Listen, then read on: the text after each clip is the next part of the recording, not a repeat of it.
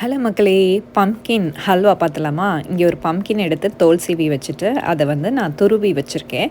அதுக்கப்புறமா ஒரு பேனில் ஒரு 2 ஸ்பூன் இல்லை 1.5 ஸ்பூன் மாதிரி கீ விட்டுக்கோங்க. அதில் முந்திரி பருப்பு, அப்புறம் ட்ரை ஃப்ரூட்ஸ், நான் இங்கே ஃபிக்கு, பிளாக்பெர்ரி, ப்ளூபெர்ரி, கிரான்பெர்ரி எல்லாமே போட்டிருக்கேன்.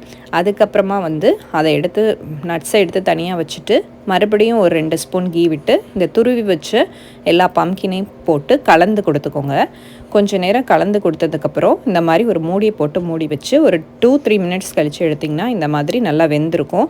இப்போ நம்ம என்ன சர்க்கரை, நான் இங்கே வெல்லம் சேர்த்துருக்கேன். நீங்கள் கருப்பட்டியோ இல்லை ஒயிட் சுகரோ உங்களோட விருப்பம் போல் சேர்த்துக்கலாம். ஒரு 3 ஸ்பூன் மாதிரி போட்டுட்டு வெல்லத்தை போட்டுட்டு வெல்ல பவுடர் போட்டிருக்கேன். நான் கிளறி கொடுத்து பார்த்திங்கன்னா ஒரு 10 மினிட்ஸ்லேயே உங்களுக்கு நெய்யெல்லாம் பிரிஞ்சு இந்த மாதிரி ஹல்வா பதத்துக்கு வந்திருக்கும். Enjoy the halwa with your kids. இன்னொரு வீடியோவில்